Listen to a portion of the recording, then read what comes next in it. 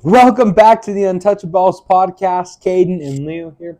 Caden, how you doing today? Doing pretty good, Max. How about yourself? Not bad myself here, Caden. It is a wonderful late Thursday evening. Yeah. But we got two big games on the horizon this Sunday. Let's jump right into it. So, yeah, conference championship weekend, obviously, biggest weekend. Obviously, before the Super Bowl, I guess. So, yeah, I mean, we got two really high-powered games. Little interesting matchup in the NFC. And then a tried-and-true matchup that we've seen plenty of times in the AFC. For sure. We'll start with our NFC game, as this is the first game on our docket on Sunday, where the Washington Commanders and rookie quarterback Jaden Daniels are visiting the Eagles and Saquon Barkley, where the Eagles are a 6-point favorite. There is a reason why the Eagles are a 6-point favorite, Caden. Saquon Barkley is on a tear, and point blank period, that is the first and foremost reason. Secondly, that defensive unit has played well, Caden, so far. They've held up. They've been able to give this offense chances, even whenever they don't do the same for the defense. When Jallen Hurts, the offense stalls and they punt and they need to stop, that defense usually comes up for them, all right? They got some good pieces there on that side of the football. Looking at the Commanders, we know what this team is about. It's about Jaden Daniels, and it's about specifically Terry McLaurin, Caden. All right, so I got the Commanders coming in and covering this 6 because the Eagles aren't going to beat them by 6 points. Ultimately, though, just for, put it out there, I do think the Eagles win this and go back to the Super Bowl. So, yeah, when you say, it's going to come down to Saquon Barkley, not only has he been on a tear, like I've mentioned a couple of times earlier throughout this playoffs, the Commanders have the third worst run D in the league. We saw what Jahmyr Gibbs did to him last week in a pass-heavy blowout. This is the Eagles' bread and butter. They rely on the run game, on Saquon Barkley, that we talked about on Tuesday's episode. We're like, I wonder what his rush line was going to be at. We're like 120 maybe. No, it's at 127.5 as of recording. Just yesterday, it was at 130.5. So, and that can fluctuate. But it's still historic numbers for these rushing props. That it's you want him to get 130 rush yards, you're taking some juice for like it's insane with how good he's been going on this tear. Then you look at the Commanders. While their defense has been bad, and it's shown throughout these playoffs and throughout the season, they don't have a good defense. But they came up with the big plays that were needed in that Lions game. That was also, I guess, a little bit of Goff just throwing it to the other team on some bad decisions. But really, it comes down to their offense, what Jaden Daniels has been able to do from the start of this season and just keep it moving throughout the whole thing. We've seen last week against the Lions, while obviously they have a defense nowhere close to this Eagles unit, they're able to throw the ball well. Even Brian Robinson was able to have a good game there. I don't expect their rush attack to be that good this game, as the Eagles do have a really stout run defense and just a good defense overall. But from what we've seen out of both these teams, like we saw the Rams last week, who I don't think are as good of an offense, be able to keep it with it. Well, I guess they pushed at the 6 last week.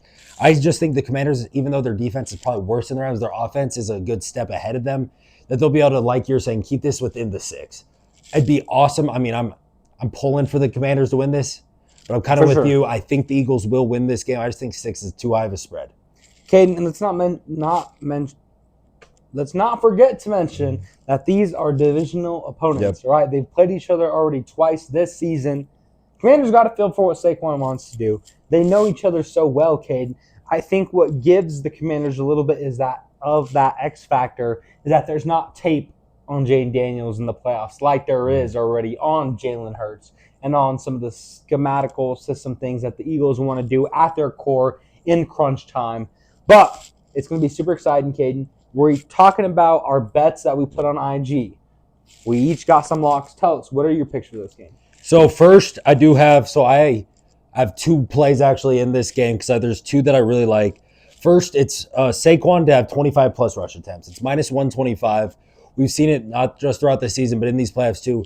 The Eagles rely on Saquon Barkley to get the ball, have him be the brunt of their offense, and make it so when they need a couple yards here or there, it's either going to be a Jallen Hurts keeper or it's going to be a Saquon Barkley rush. And with how bad this Commanders run D is, I don't see why they wouldn't just force feed him the ball the entire time and have him just get that 25 to 30 carries where he can slow down the clock, keep Jaden Daniels and that offense out the field, and just run through a wall for them.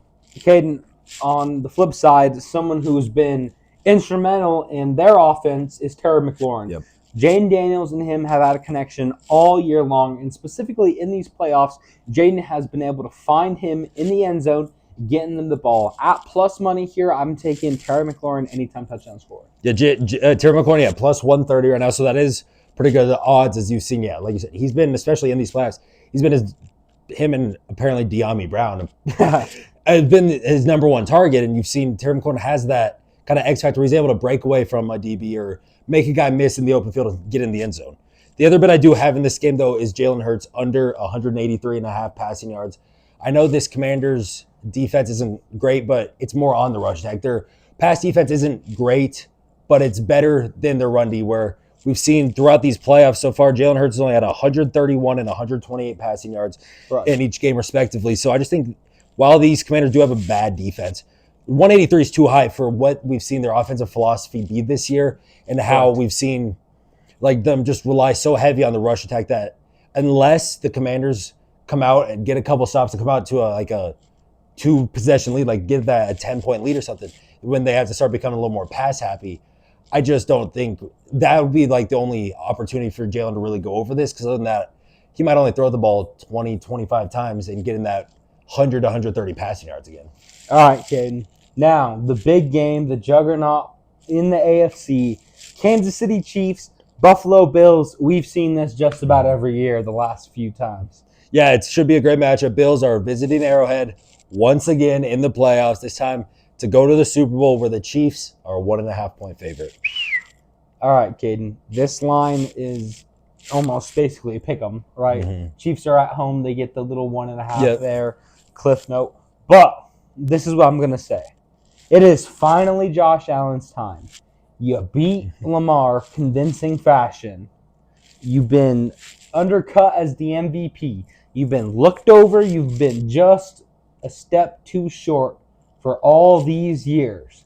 I think this is finally the time Josh Allen and the Buffalo Bills get over the hump.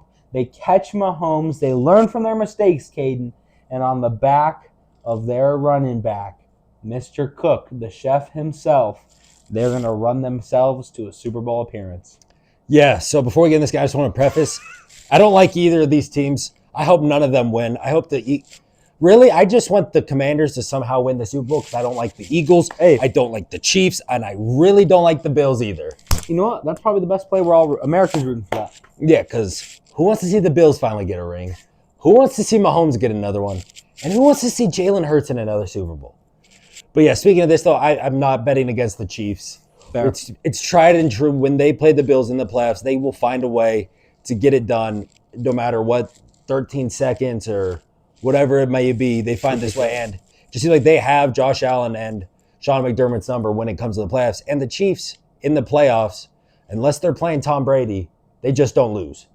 Unless you're playing the greatest quarterback of all time, and that one year in 2021 when we had a Bengals-Rams Super Bowl, they don't lose these games. They will. For sure. Andy Reid is their head coach. He's one of the greatest head coaches of all time. Patrick Mahomes is already one of the greatest quarterbacks of all time. And then you have Travis Kelce, who's probably the second best tight end of all time behind Gronk. It's just insane what they're able to do. And they each, especially someone like Kelce, really steps up in the playoffs. That, I don't know, they're trying to, they are the 2-time defending champs for a reason. I just think, especially at home in Arrowhead, they're just going to find a way to get this done. Maybe with some aided help by the refs. You never know with them, but even if that happens, they'll still find it. That'll even help their chances of getting it done. Caden, everything you said is most likely what's going to happen, right? As you know, Broncos fan, anti-Chiefs hater, we got to go for the Bills in this one, Caden. I don't know why you're riding with the Chiefs, but I don't like either team. I know you don't like either team. Realistically, we're looking for a Travis Kelce to have a kind of game. Him and Mahomes connection in the playoffs seems to be what drives the offense. When they need it, if they need a big play, that's his go-to guy. That's their weapon. But like I said, I just have a feeling the Bills are going to get a turnover. They're going to get something. They're going to get the momentum, and Josh Allen's not going to mess it up this time. So yeah, speaking of our bets for this one, I had only one, but as I was just talking, I've added another one. So I have 2 plays for this game. Mex has 1. I'll start with my first one, then we can go into you, then we can end with mine. My first one, because we were just talking about him, is Travis Kelce. It's minus 115 for him to go 70-plus receiving yards. He's done that now after last week, I believe it's 9 straight postseason games of at least 70 receiving yards. In the playoffs, they have this, like this connection. He's now a top 3 receiver in postseason stats when it comes to receptions, yards, and I think touchdowns as well. Probably. So, but you look at the receptions yards, he's, obviously in a good amount of playoff games, but you've seen this whole streak with him and Mahomes. He is basically his safety blanket where you need a play, he's going to find Travis Kelce. He's going to go get the yards. 70-plus, yeah, he's done it in 9 straight. And while the Bills do have not a bad defense, their secondary is not great. It'll crack. It'll crack. And if you get a linebacker on Kelce, he will get open and he will, I believe, get these yards. For sure, Caden.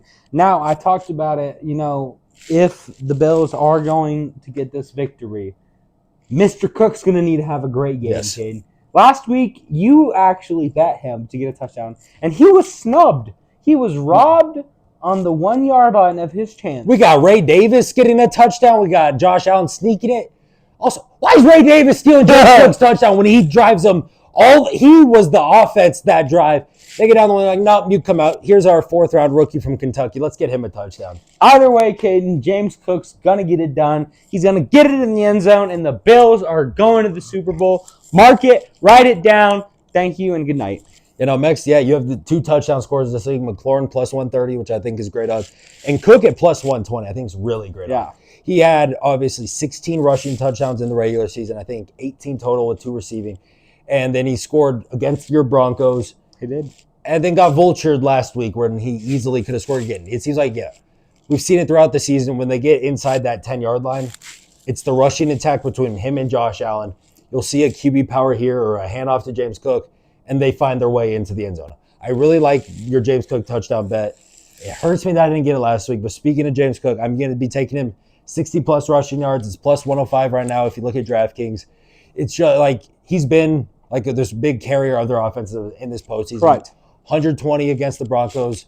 I think it was just shy of 70 last week against the Ravens, who, while these Chiefs have a really good run D, Baltimore was obviously the best run D in the entire NFL, and he was able to get over this 60-yard mark. Correct. We have the Chiefs who do have this really stout run D. They're not as good as the Ravens, and I just think with what he's been able to show us this season and in the playoffs, his line's at 55.5. You bump that up to 60, get a little plus money. Should be having a nice little. So we're flopping James Cook bets then. We are. Last weekend. Yes, you did. You did have him 60. Have him 60+. All right. Thank you all for listening. We're so excited to see what happens. Tune in Monday to see results, and we'll see you all next time.